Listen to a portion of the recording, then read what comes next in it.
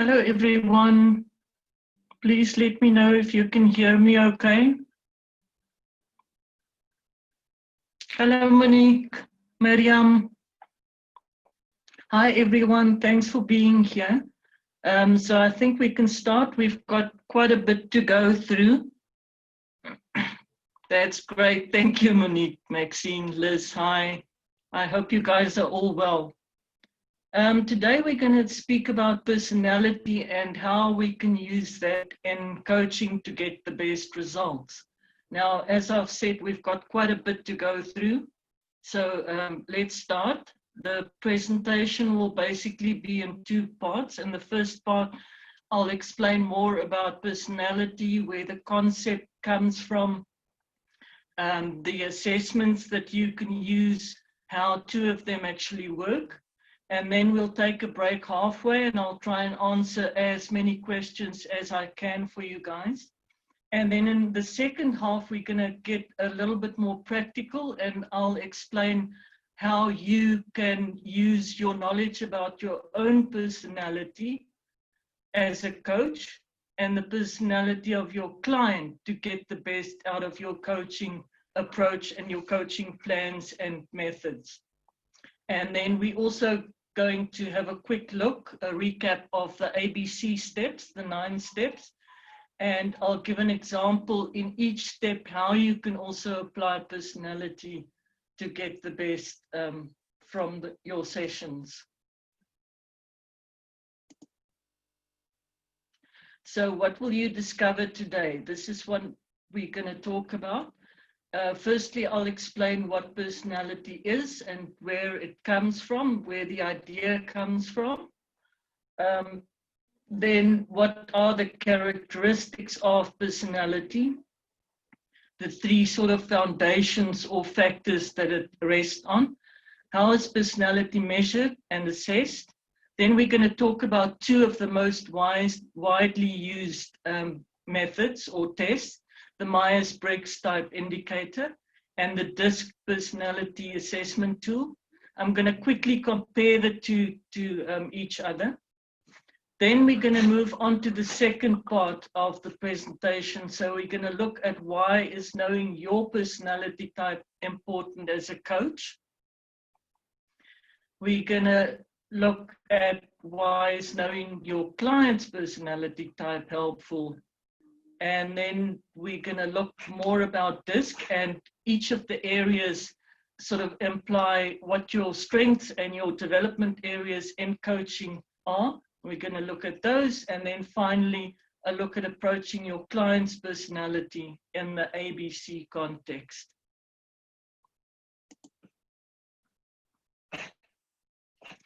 So what is personality and where does it come from? At any time, if you guys have any questions, feel free to type it in. If I have a moment, I'll get to those, but I'll take a break. As I said, I'll take a break in the middle and then answer as many questions as I can. So firstly, personality is defined as a combination of qualities or characteristics that form an individual's distinctive character. So first of all, it's a combination of qualities and it is unique and it is distinctive to every person.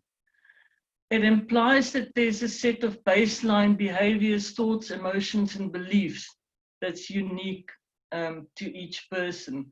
So personality is sort of your baseline. You'll always tend to return to those behaviors, thoughts, emotions, and attitudes that form your personality or the base of your personality. It also is strongly linked to a person's motivation and the psychological interaction with the environment and with other people. So as you know, your personality evolves from genetic and biological, environmental factors, and your life's worth of experiences. So it forms and it builds up through time from childhood. It's fairly fixed and it builds up slowly, and therefore it is also very difficult to change, but it can be, as we will see later on. Now, just a quick explanation of the nature versus nurture argument that's so relevant and well known in psychology. Nature, of course, is your genetic and hereditary factors, like your physical appearance, for instance, and your personality to a large extent as well. Nurture is the environment that you've been exposed to since childhood and even before birth, your childhood experiences, your parents' style, how they cared for you, how you were raised, social relationships from a young age, and the culture that surrounded you.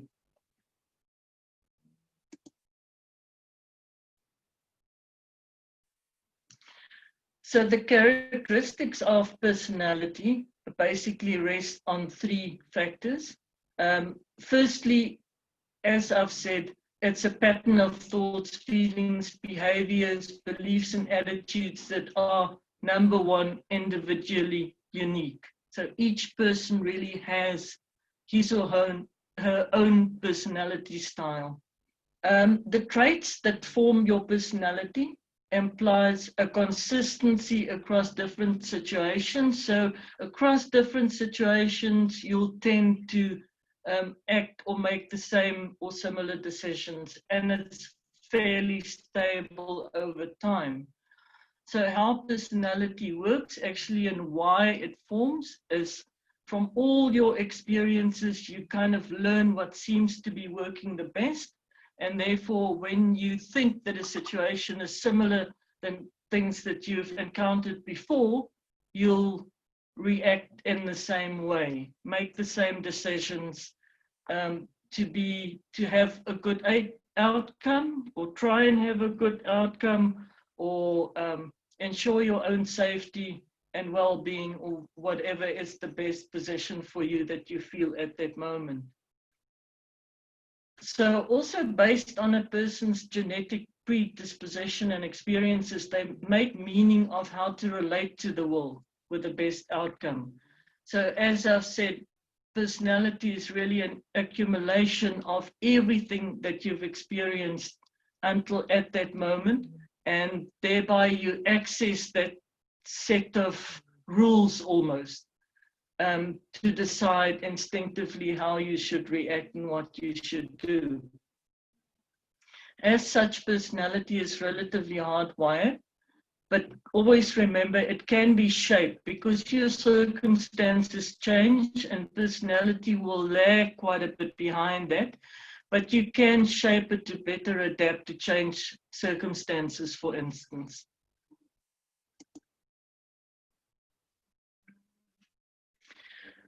So the next slide is about the assessment of personality. How is personality assessed? So a personality test is a method of assessing human personality constructs. Now, a little bit later on, we'll describe two of them, and you'll see that the one has got 4 sort of scales or dimensions, and the other has got 16 dimensions. And that's about, I think, 32 is, or 64, I think, is basically the most dimensions that a test has, that an existing test has. But of course, it becomes more complex and difficult to use the more dimensions you work from. So most tests are introspective, self-report questionnaires with rating scales. So you've got a statement, for instance, and you rate it from how much it sounds like you, or how much you agree with the statement regarding yourself, to the least of that. So the origins of personality comes from the 4 temperament theory by the Greek physician Hippocrates before 460 to 360 years before Christ. And it's sanguine, choleric, melancholic, and phlegmatic is what he called it. And at that time, they derived it from the different bodily fluids. They thought your body was made up out of blood, yellow bile, black bile, and phlegm. And they thought that the one or more of these that were dominant would actually influence your personality. And then modern theories sort of followed from the work that was done all these centuries and millennia ago. And this is just a graphic representation of these 4 temperaments. And he also equated those to fire, and the dominant personality that they decided was that they could associate with this was ruling. Air, it's socially useful. Earth was linked to an avoiding type style, and water to an accessing or getting type style.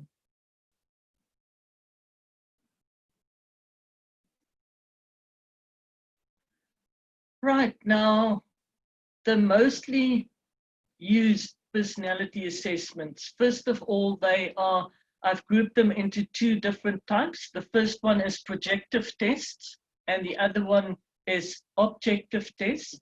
Projective test is where you're shown a standard set of stimuli, and it's normally either some kind of graphic representation or paintings or pictures of some sort. So there are different kinds, and I've mentioned 2 here. The Rorschach ink blot test that you guys, I think, may know about.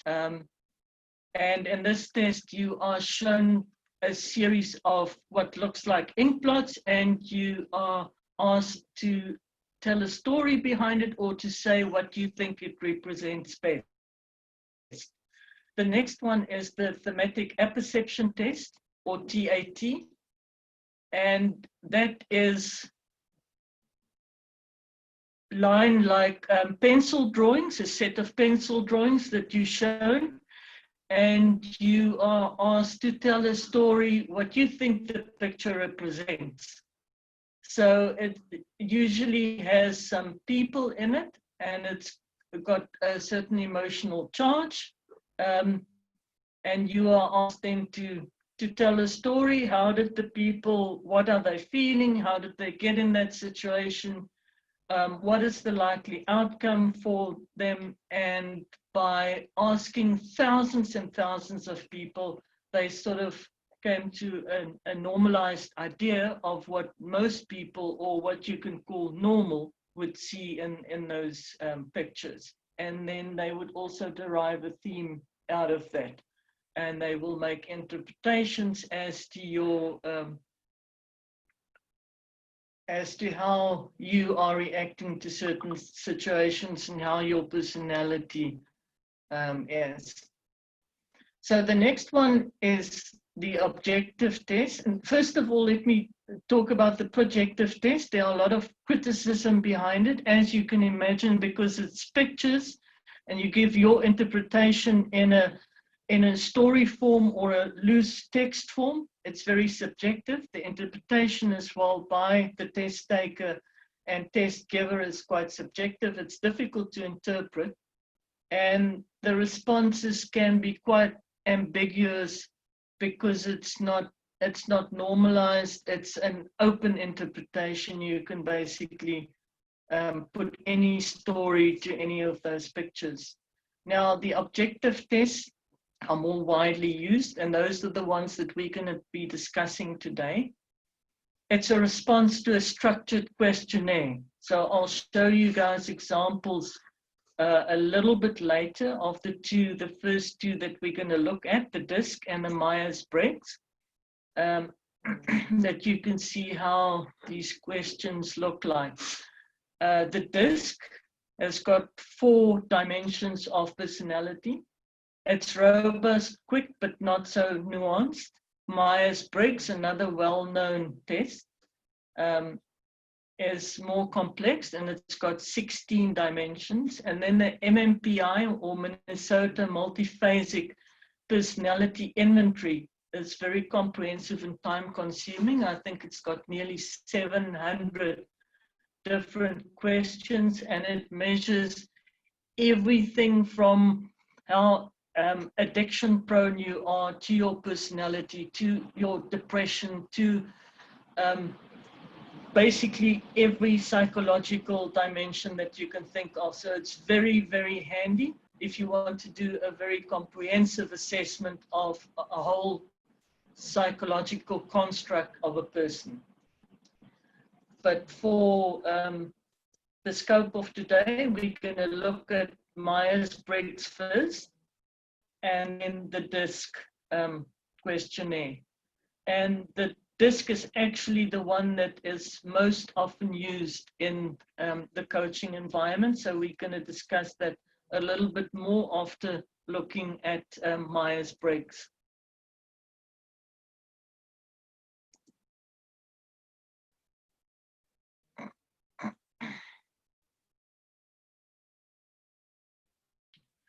Okay, first of all, the Myers-Briggs type indicator. It was established in the 1940s during the Second World War by Catherine Cook Briggs and her daughter Isabel Briggs Myers. And it was actually initially used as a way to help women enter the workforce during the World War. The test has got 93 forced choice questions to determine the test taker's position in the following 4 dimensions or binary pairs. So it asks you questions to determine how introverted you are against how extroverted you are. So how you focus your attention and where you get your energy from external sources or more from internal sources. The second dimension is sensing versus intuition. And it looks at how you take in or access information, whether you sense it from your senses and from the environment, or intuitively from inside as well. Then the third one is looking at how you make decisions. So it looks at whether you are a thinking type person or a feeling type person. And the final dimension is how you order your life in terms of judging or perceiving. Now, the types that we'll look at is an indication. So you'll always have an I. You'll have 4 letters that will form the type of your personality. You'll always have an I or an E for introversion and extroversion, an S or an I for sensing or intuition, a T or an F for thinking or feeling, and a J or a P for judging and perceiving. So here's some examples of the questions. And by the way, I'll make this presentation available in the forum as well. And if there are any questions that I don't get to answer or have to come back to you, you can also post them in the forum, and if there are any outstanding questions from here, I'll post them and answer them there as well.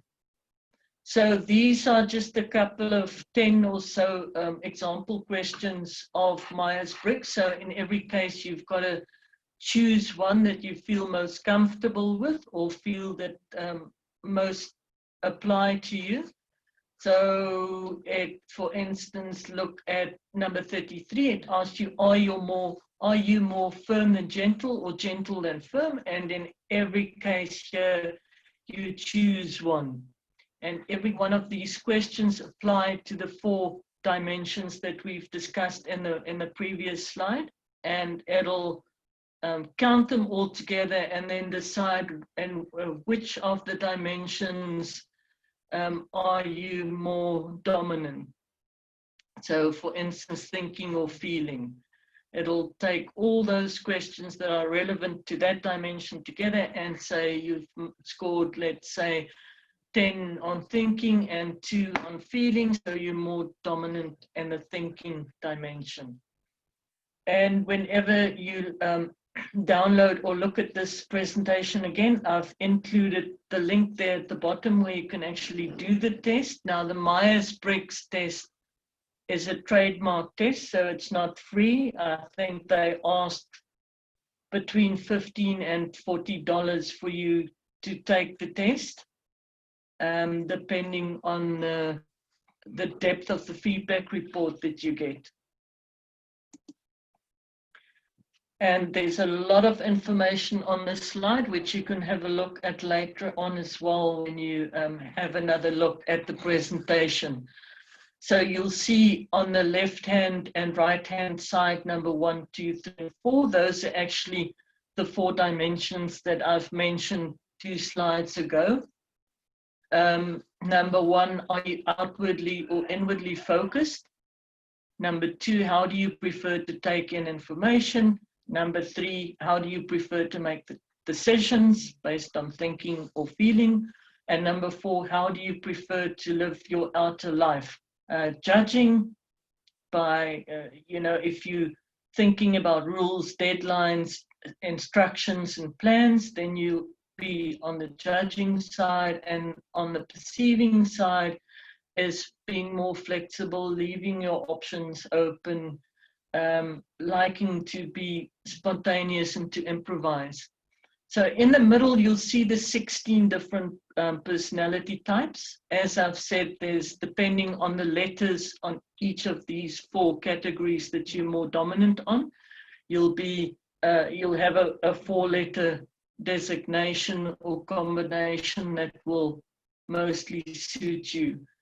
So at the moment, I'm not going to go through all of these separately. You guys can have a look at it afterward in the presentation on the forum.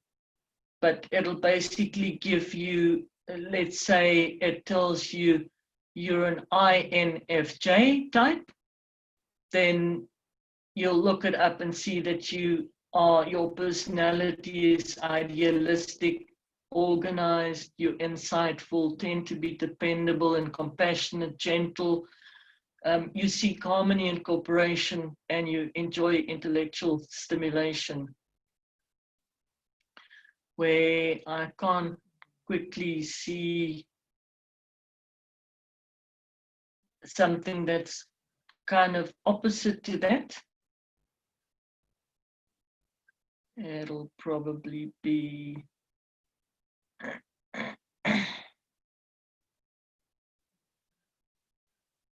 okay, ESFJ, for instance. You're friendly, outgoing, reliable, organized, very practical.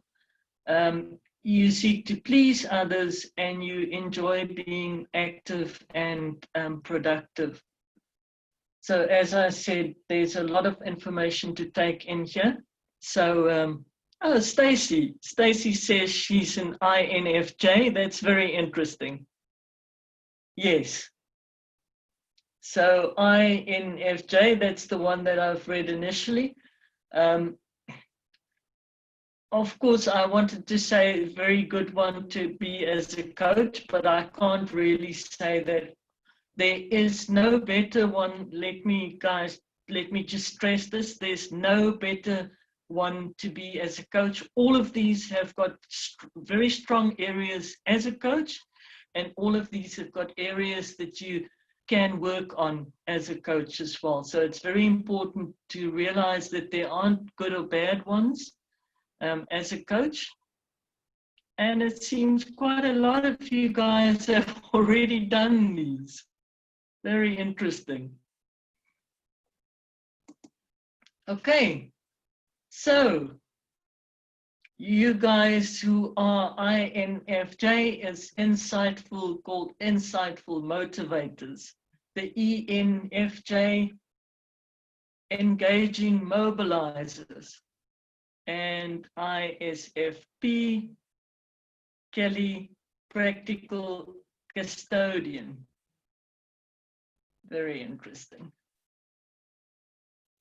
So these are basically the 16 personality types again, but just 2 words to describe the personality type. So now we're going to get to the DISC personality profile. These are available to do for free all over the internet. So you can just do a Google search. I've spoken to our technical team as well yesterday, and we'll probably put a test on the jshettycoaching.com site pretty soon. So have a look out for that. I'll announce it in the forum when we do. And then you can actually do that on our site also. Stacey, SC, dominant. Yes, very interesting. I am actually a DC, so it was also created around the same time in the World War. It looks like because the whole market and the whole industry and the job market and everything was turned on its head, that people were looking for new ways to employ people in the best possible way. And so they were very innovative in coming up with these profiles and tests to try and see where they can best apply people in those times and after the war as well, after the war ended. So it was predominantly designed for organizational use by Walter Clark, and the applications included leadership and executive development, management training, conflict management, team building, communication. There are other things like customer service, like for sales teams as well, and so on. It's quite a bit of a shorter test, which is good in a sense because it doesn't take you too long to do the test, to have it interpreted, and to apply it as well. It's quite easy to understand. So you pick a word that is most like you and a word that is least like you for every question, which is basically a 4-word or 4-concept pair. That you pick one that is most like you and pick one that you think sounds like it's least like you. So there's a binary position on 2 contonym questions. And if you want to know a little bit more about that from Jay's personal side, I saw that he recently did a podcast, and it's on, I think the website is jshetty.me, jshetty.me, and you'll see there's a tab for podcasts. And he's done a podcast recently on personality and coaching too, where he also asked these 2 questions. Are you more outgoing or are you more reserved? And the second question is, are you more people-oriented or are you more task-oriented? Now, all of the 4 statements actually pertain to these 2 questions. So by answering those, you in fact answering these 2 questions, and it will then tell you whether you are more outgoing or more reserved, more people-oriented or more task-oriented, and will put you on a contonym. So it's also important to know that nobody is really right in the middle, but you're also not right at the extreme. So you're going to be somewhere on the contonym towards the outgoing side or the reserved side, or toward the people-oriented side or the task-oriented side. So these are some of the examples that you say it's the most like you. So look at the 4 statements on the left-hand side. You select one that's most like you, and then you select the one that is least like you in all of the 28 sets of statements or words.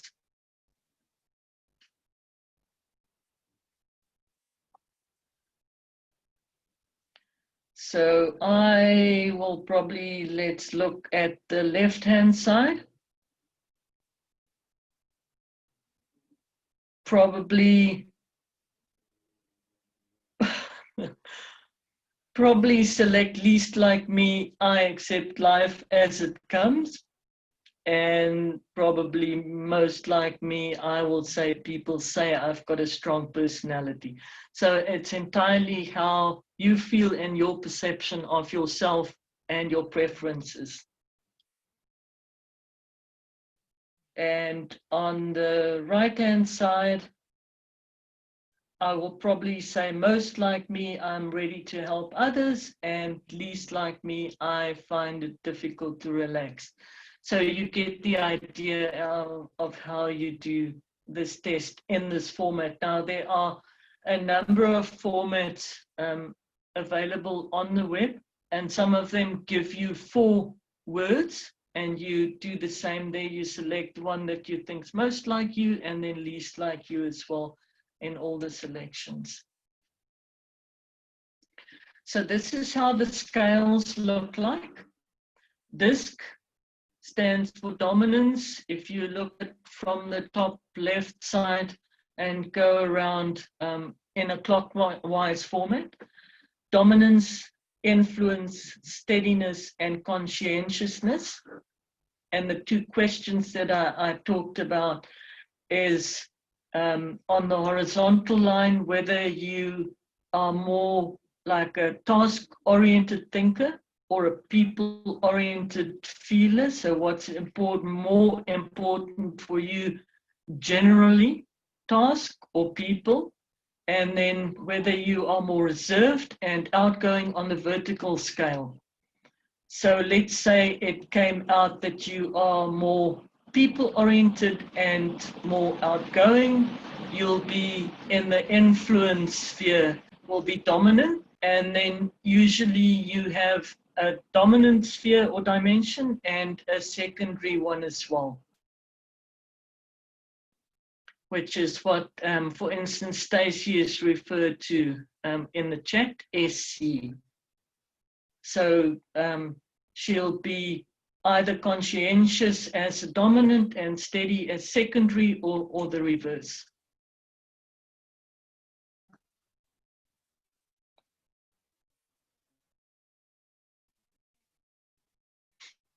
And the only thing, of course, that you can't have is if it is in the same line, so you won't have dominance and conscientious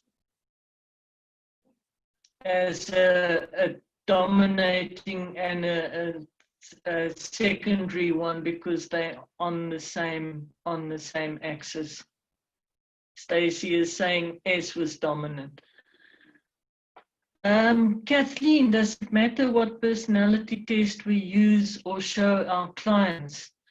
Yes, it doesn't matter. If you know the one that you know the best, you can most certainly use that. You don't have to use anything else.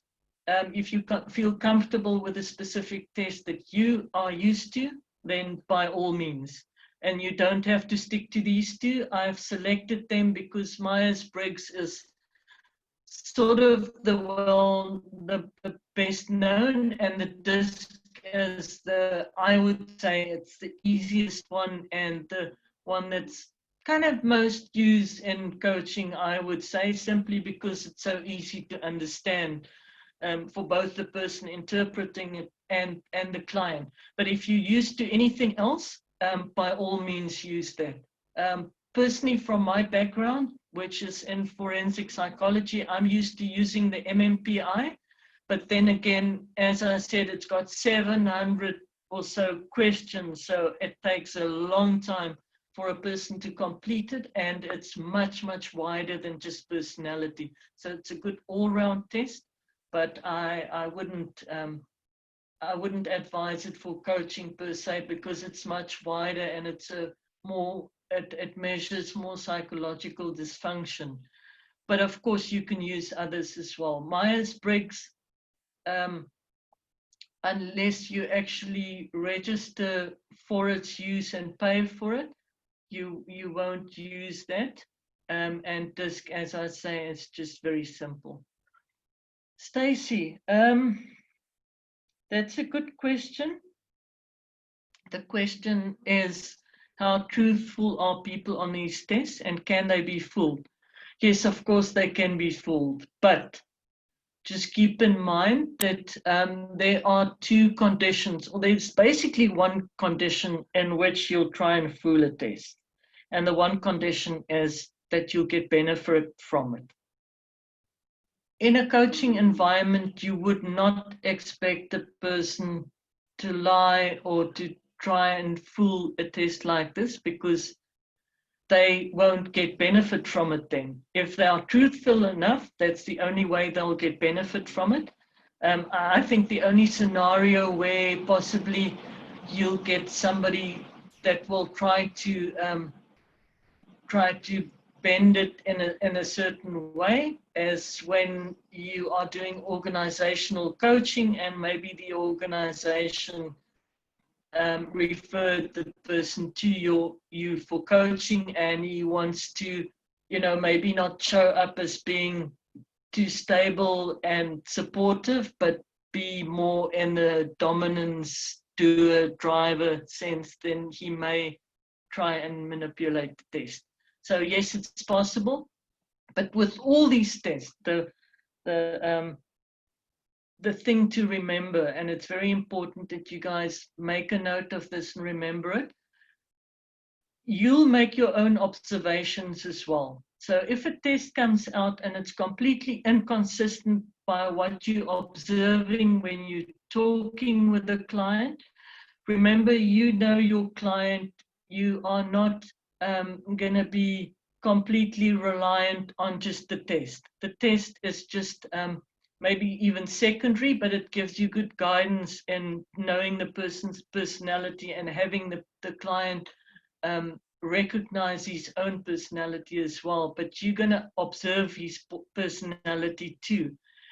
And I think it's quite possible after a few conversations that you'll realize when a person is steady, is more in the steadiness realm, for instance, than in the dominance realm, or more in the influence realm than conscientiousness.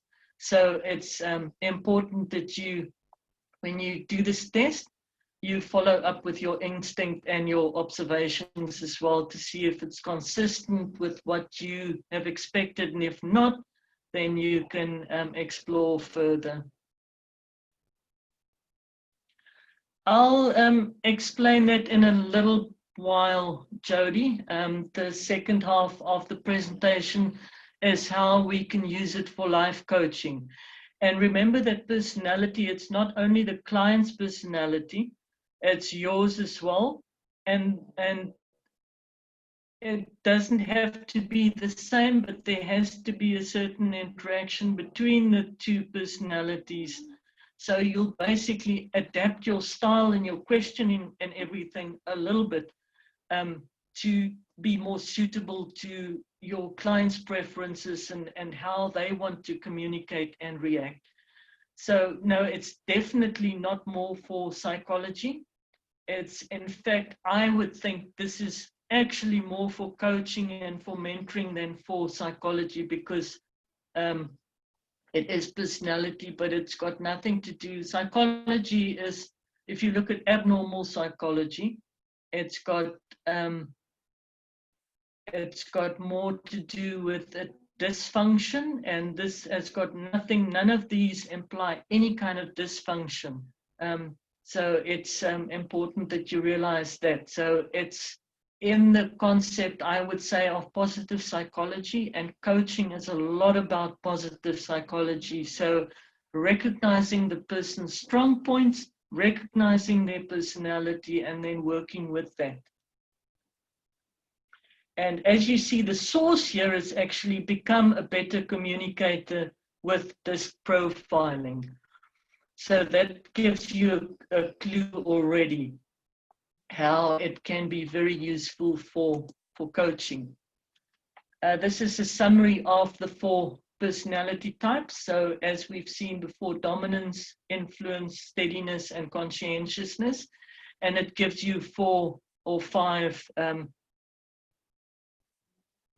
values or keywords there, qualities that as a part of your personality in those quadrants.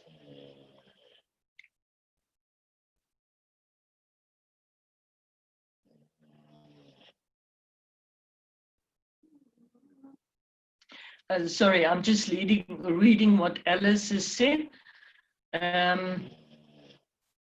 So this is a problem with, you're talking about 16 types, and this is a problem when you get to the tests that have got more types. 16 still not too many, but there are one or two that's got 64, so it becomes very difficult to discreetly put yourself in a certain box. And of course, it's not, you don't have to be in a box.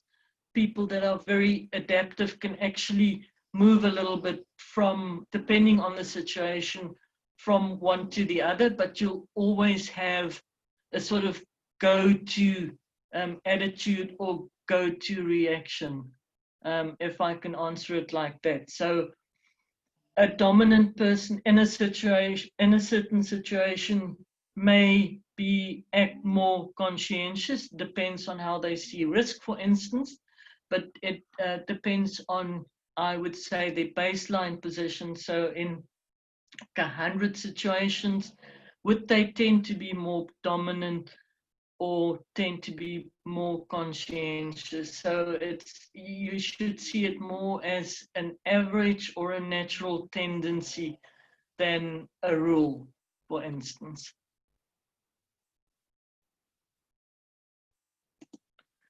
Right, so comparing the two, both are viable. I've explained that this has got 4 personality types and the Myers-Briggs 16. That this therefore has a narrower scope with just 2 axes or 2 dichotomies, and the MBTI has got 4 basic questions or 4 axes. The DISC, they say, is more focused on how you behave, while the MBTI on how we are and the internal thinking that drives our behavior.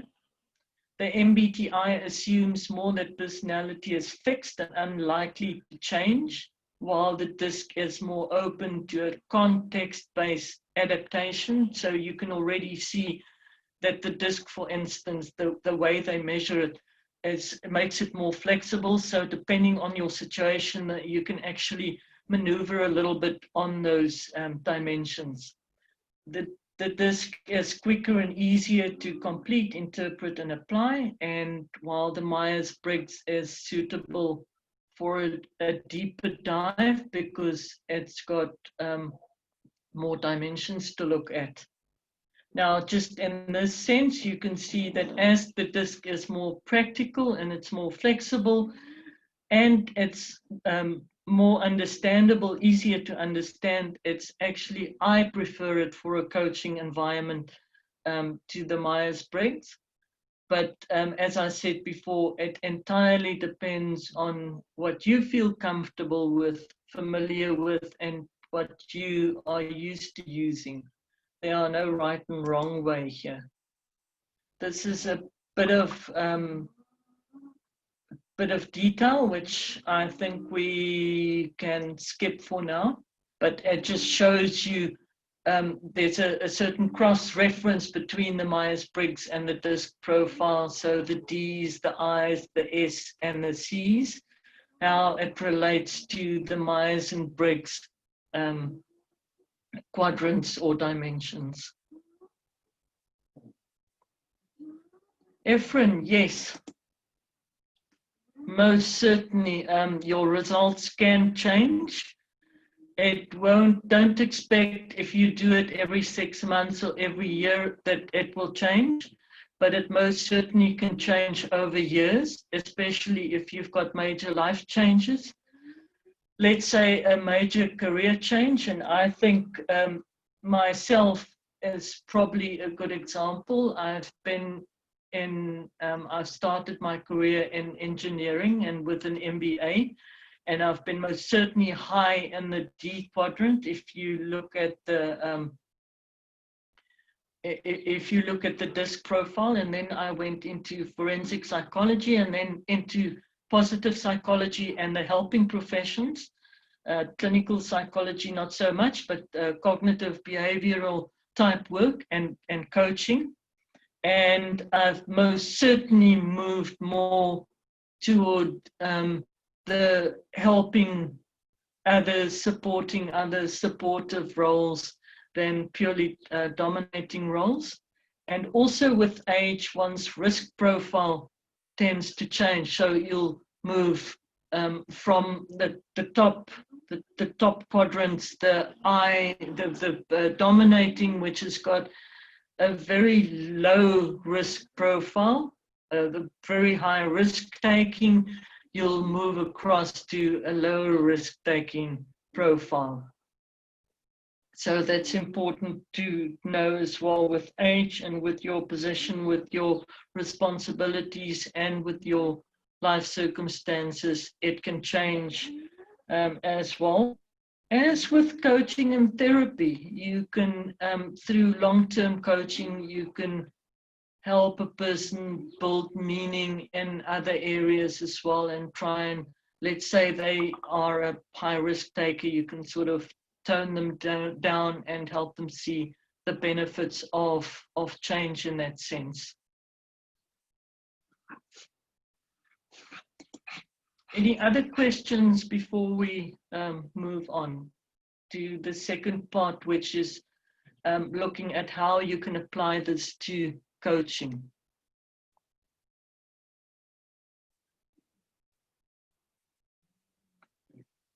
I think all of these tests, Marva is asking, does the test exist in other languages? I think both of these tests and all of the others that we discussed probably exist in 12 or more languages that are the most spoken. So yes, it does. It does exist in other languages. So I've adapted from Sun Tzu's famous quote from the book, The Art of War, and I've applied it to coaching. Know your client and know yourself, and you need not fear the outcome of 100 coaching plans. So, of course, this applied to doing battle. Know the enemy and know yourself, and not fear the outcome of 100 battles. But I think it applies here as well. So, the aim of coaching is really to know yourself first of all, and that you do by regular reflection and meditation and educating yourself, building your knowledge, and then know your client as well. And that's through communication, through talking to them, through observing them, through interpreting their test and that. And then you will also be able to reflect and identify your own development needs so that you can ultimately become a better coach. And also, very important, understand your coping style under stress. You've got a certain coping style, your client's got a certain coping style. And usually when you or any person is under stress, you'll revert back to your natural personality style, which may or may not be the best functional way to respond. So that this is where something like mindfulness is very useful, because you become more thoughtful when you're under stress, and you can adapt your coping style better than what your natural personality tendency would be. So you will also know what you value most and feel comfortable with as a coach, and that will include how to relate to your client, and even which clients to take on as clients and which to refer to someone else if you don't feel comfortable with them, their style. You will know what your biases, preferences, and limitations are. And that is very important, not to take on a client that you instinctively feel or even know that is outside your limits of comfort or your limits of knowledge and expertise. That is an important ethical consideration as well. You will also, by knowing yourself and your own personality style, be able to anticipate interpersonal situations that you may find out of your comfort zone. So let's say, for instance, you will be able to anticipate how a client can act or what they can say to you to really throw you off your game, and be able to plan and proactively work to avoid a situation like that. And then lastly, and very importantly, you are better able to match your pace and style to the client. And I think Chris spoke about pace a few, maybe one or two webinars ago. So it's very important to understand that different personalities have got a different natural pace of communication and of relating to other people. For instance, an extrovert will have a much quicker pace, and you will get away with asking closed questions, and maybe if we talk about coaching, the wrong types of questions, because they are so talkative, their pace is very quickly. Whereas an introvert, with a close-ended question, you can basically shut off the communication. So, and they need to have a far slower pace because of the much deeper internal thinking that they need time for, basically, in your session. So you need to understand your natural pace and style, and then try and accommodate that with what you're observing from your client and what their needs are. So the next one is, why is knowing your client's personality so important? And this relates to you matching your style to what you see from your client. That the best coaching will happen when there's a match between the two. They don't have to be the same. Don't make a mistake, but you've got to find a middle ground. You've got to be able to adapt to your client's style. That is a way to build rapport and trust. You will also better understand their motivation, what it is, whether it's, let's say, to have internal fulfillment or to have external validation. So depending on their personality style, that will be associated with their main or their dominant internal motivation as well. As I've said before, you can better match their natural pace and their preferences.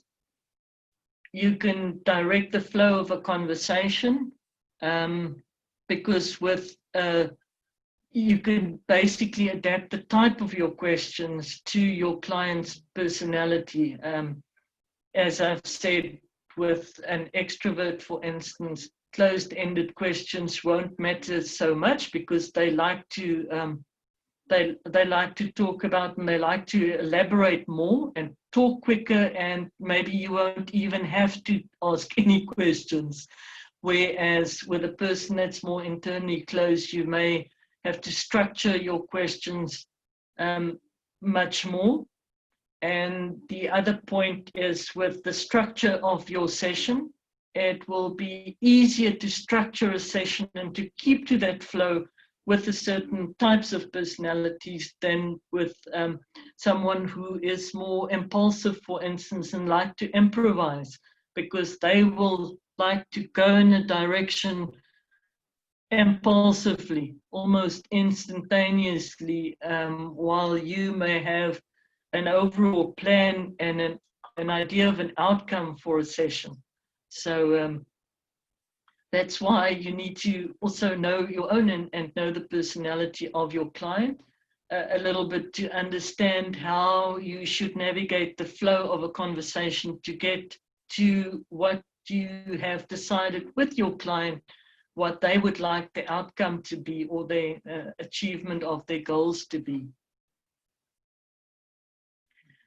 I've talked about knowing the type of questions that is likely to be most effective, and those will be different between different people. Some people are more practical, they're more task-oriented, so you can ask them task-oriented questions. Some people are more they're more oriented to purpose and deeper meaning and metaphysical type questions, or more people-oriented questions. So just keep that in mind, and you'll see how this energizes different clients in different ways.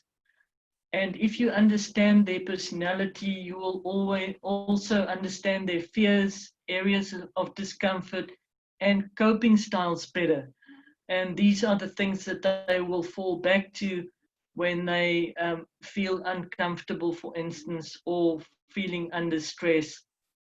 They will fall back to these areas. And then you can better understand of what it is that makes them feel uncomfortable, and what they fear, and what they don't like to experience.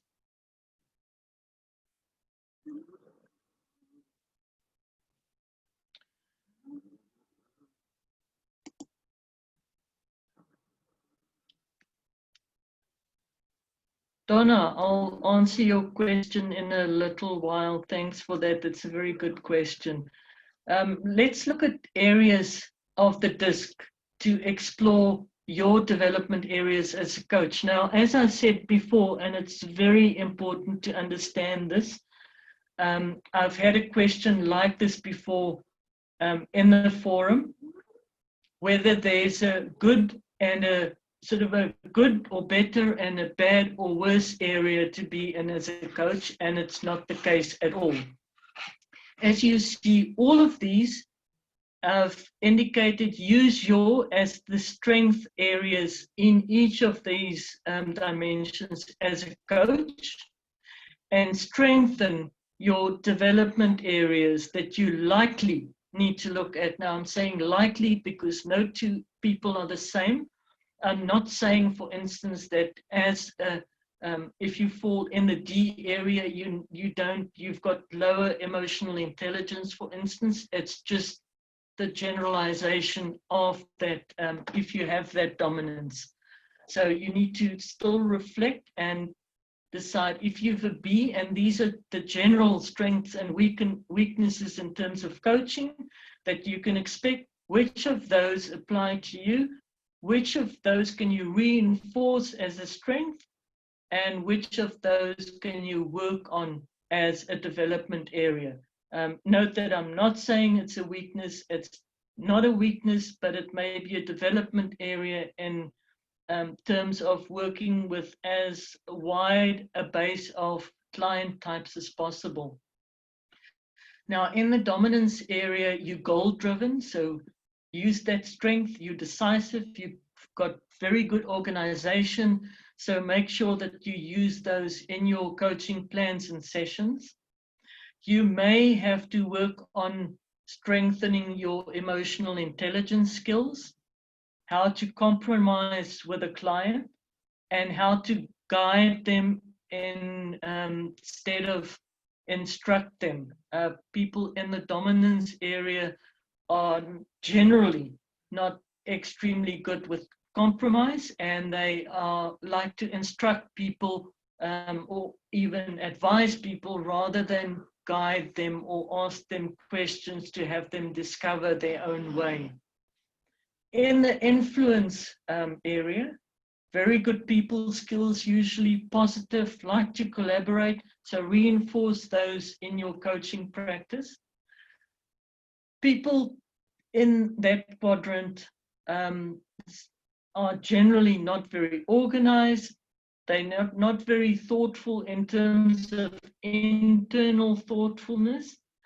And because they move so quickly and can be impulsive, their follow through doesn't sometimes happen as well. So those are the areas that you can strengthen if you're in that quadrant. Then if you your dominating personality is in steadiness, the S quadrant, you're very supportive, you're reliable, you've got high empathy skills. Make sure to use those and reinforce them in your coaching. You are generally not so good at handling conflict. You are probably too accommodating to people. you know, being taken advantage of, for instance, and you take a long time maybe to make decisions, so you need a lot of information and you're not very comfortable with risk. So those are the areas that you may want to have a look at, whether you could possibly develop any of those. And the last one, the C area, conscientiousness.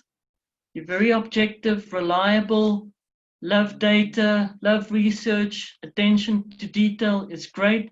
So use those. Don't underestimate it. Don't forget about it. Definitely use it in your coaching. Also, you tend to overanalyze. Work on trying not to do that so much in coaching, not to be overly critical, and work on connecting, a deeper emotional connecting with a client. So have a look at those strengths and whether you think you could do with strengthening any of those for your particular personality and coaching style. So these are some ideas. If you look at previous slides and you look at the type of personality that you've got that came out of your DISC profile, you'll get an idea of maybe which areas you can strengthen to be a better all-round coach. The last two slides, I think, is about using personality in the ABC context. Now, for the reason of time, I've taken the 9 steps from awareness all the way through to competence mastery, and I've just identified one concept or area that you can work on. So you can use personality in the awareness phase to enable and elevate insight of the client into their needs or their problems. If they understand their personality better, they can actually gain or build more insight into what it is that they want and why they are where they are at that moment in time. Now, the audit phase is usually where you do the wheel of life.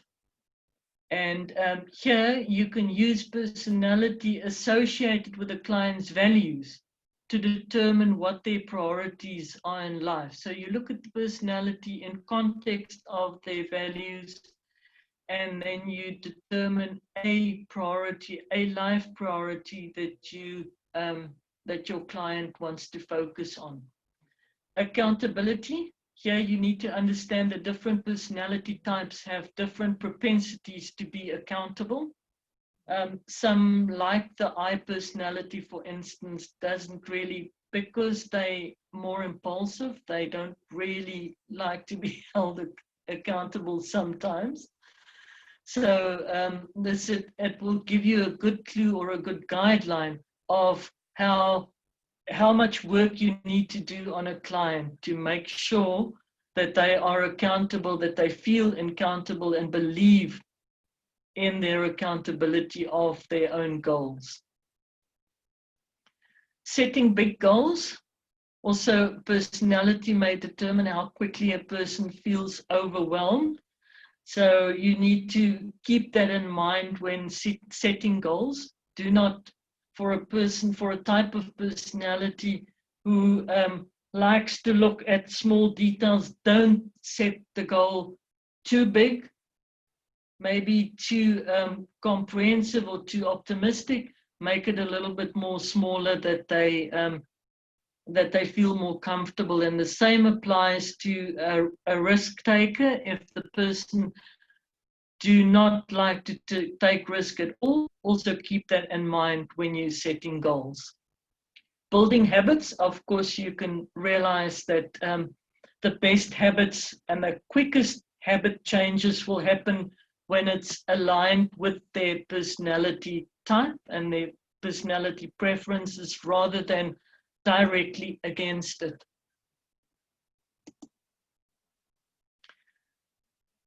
The rest of the steps: balanced reflection. I've said here that some personality types find reflection easier than others. Normally, the top ones, the D and the I part, do not find it that easy to do self-reflection.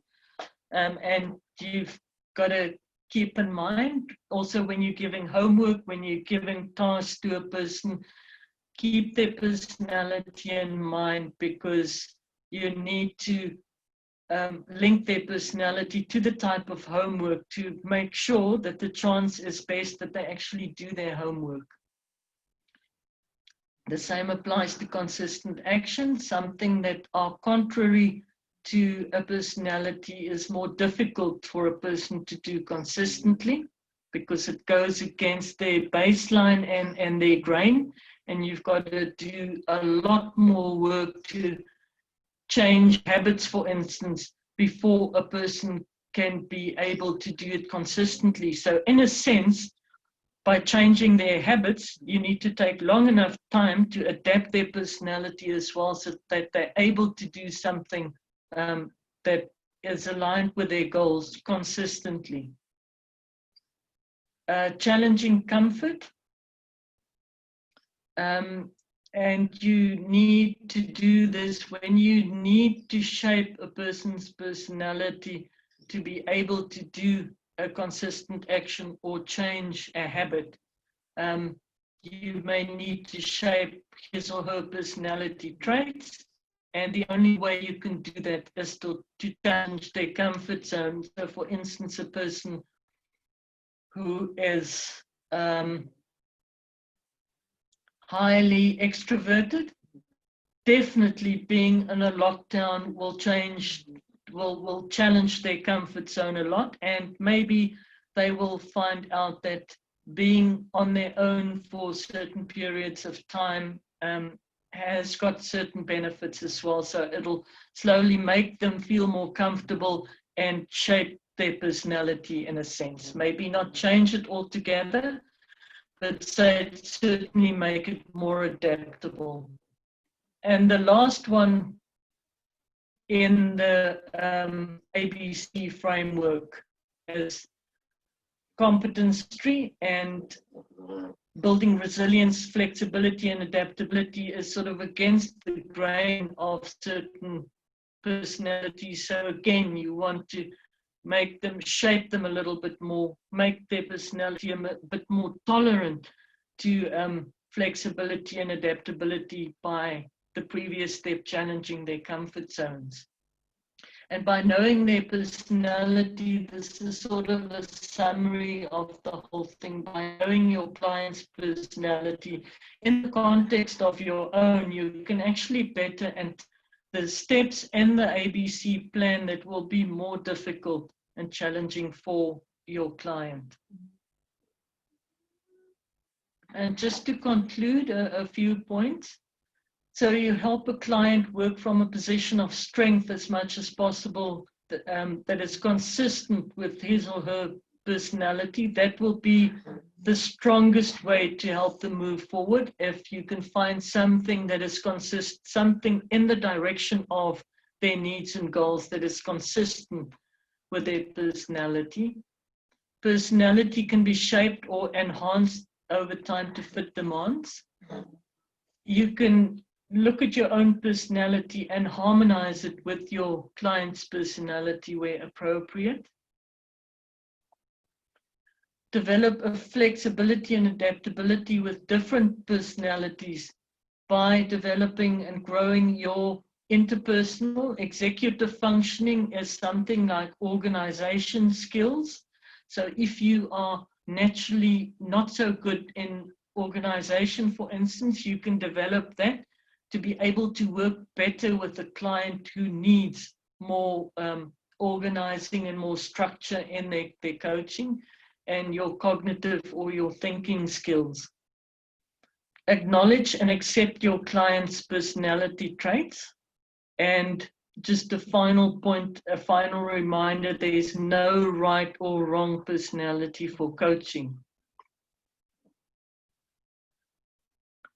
So let me have a look at the at the questions quickly. Maria, yes, saying that linking the personality traits with the ABC framework is helpful in understanding clients to me. Thank you. That was my hope as well. So it's very short, unfortunately. One can probably write a whole chapter on each of the 9 steps, but hopefully my ideas there will give you some further thoughts and ideas of how you can expand in each step to take their personality into account, that you're more effective in each of those 9 steps. Donna, coming back to your question. For the first session, is it more important to build a report and to get a feel for what underlying issues the client may have over trying to set SMART goals or using the GROW model straight away? Most definitely. The SMART goals, in any case, are only in the 4th step of the ABC process. So that's where the awareness is the first step. And you can have as many sessions as you like on the first A, on the awareness step. And from the discovery session that you have with a client, through awareness and auditing as well, and even to a little bit of extent accountability, which is the 3rd step. The main aim is to build rapport. You've got to build a rapport because that is the most important, the key component of having an effective coaching outcome. So spend as much time as you can around building rapport, and understanding your client's personality is a big step in building rapport as well, because he or she will feel more understood and they will feel more heard as well. So very, very important to build rapport first before you jump into setting goals. So understanding what their underlying needs and priorities are. Even you may even want to stay away. The goals may start to come out and it may start to solidify already, but until you feel happy that you understand the client and understand their true underlying needs and problems, stay away from starting to set formal SMART goals. So build a report, build an understanding of the client, and make sure that the priorities that come out are the right ones and deeply rooted ones as well. I hope I've understand. Thanks. Thanks, Donna. Yes. Kelly, therefore, is it good to encourage clients to do this near the beginning stages? Yes, I would certainly do this near the beginning stages of the program, and I would honestly go in the even discovery or awareness phases, not later than that. You want to do that before you do the Wheel of Life.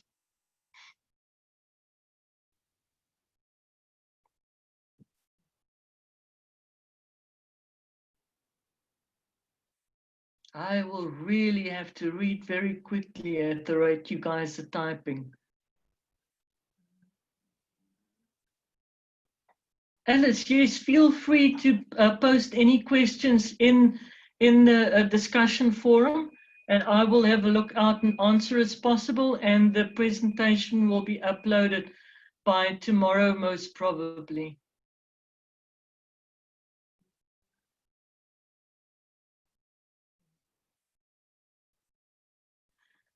Kelly, I will have a look. I'm sure that I know that there are some good books about DISC as well. I must just have a look in my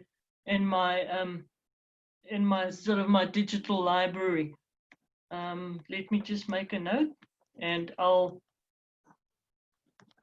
put that in the forum as well.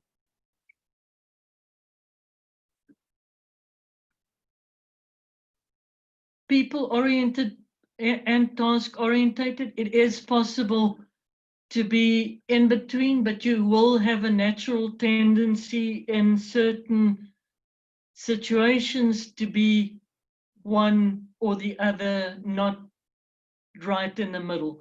So you may be flexible enough in certain situations to move across to the other side, but if you, let me put it like this, if you encounter a similar situation every time, you will tend to be either people or task orientated, because you'll feel comfortable with the one or the other.